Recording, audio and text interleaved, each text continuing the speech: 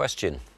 If I were to ask you what your image was of motor rallying, I'll bet you that it would probably be mad keen enthusiasts wallowing about in the mud, driving like lunatics. Well, you would be amazingly wrong.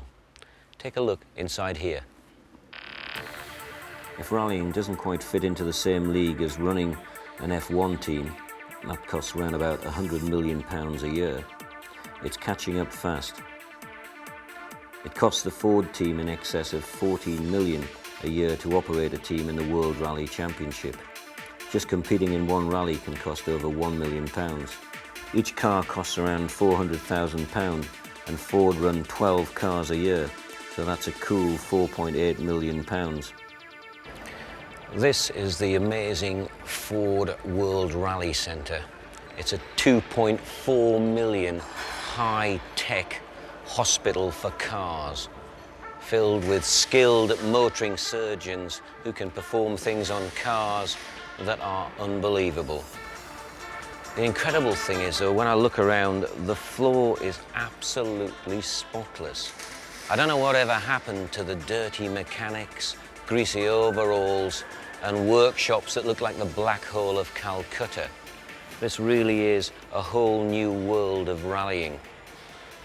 They do tell me, however, that the mechanics do get themselves pretty dirty when they actually go out into the real stuff and get down to the nitty-gritty of rallying.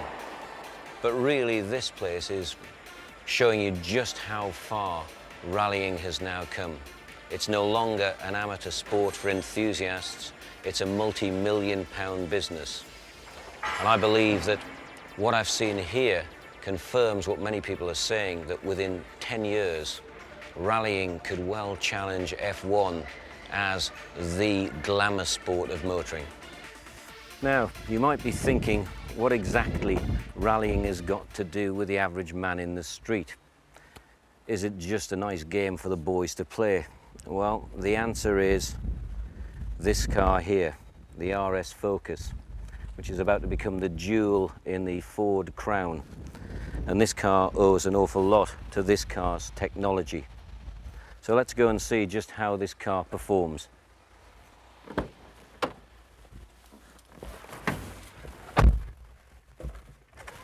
Okay, come on, away we go.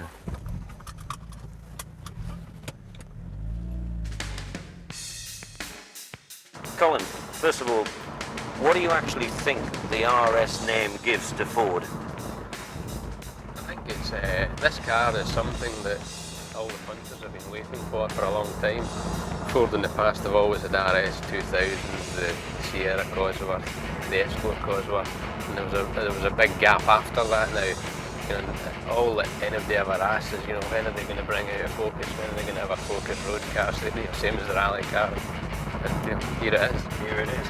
How much input have you had into the car's development as it's been going on? We've driven the car on quite a few occasions, right from the beginning, right up until now. I mean, the guys back at Bates have been putting all the wee bits and pieces in. All we've been doing is driving the car, giving them a bit of feedback, suspension, brakes, engine performance, how it should react. I think you've sort of got a double take with this car, because you can drive along at this speed through the town and it feels like a very nice, comfortable road car. But there's also the RS side, the extreme side, where the suspension starts to feel quite firm. You get a very positive feel off the steering. The engine responds is what you want it really. It's up to you and your right foot. So I think that they've built everything into this car. It gives Ford an image car again, doesn't it? They've been producing very good cars with the Focus, Mondeo, Fiesta, all got a big reputation for driving cars, but there's nothing like real image, and the RS name is a name that just has that little bit of magic. Do you think that it's actually going to be a big hit from an image point of view, a halo effect in the showrooms for Ford? I think it will be. It's, as I said earlier, it's something that everyone's been waiting for. They already know what RS is. They just want one. And you know, I think when people do get their hands in this car, they're not going to be disappointed.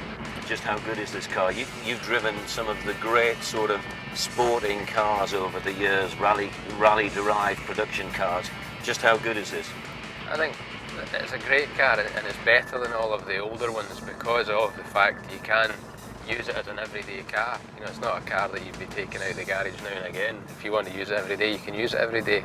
The RS Focus arrives in December in showrooms and expect a price tag of around 20,000 plus, which is an awful lot for a Focus, but you get an awful lot of car with a 200 plus brake horsepower performance.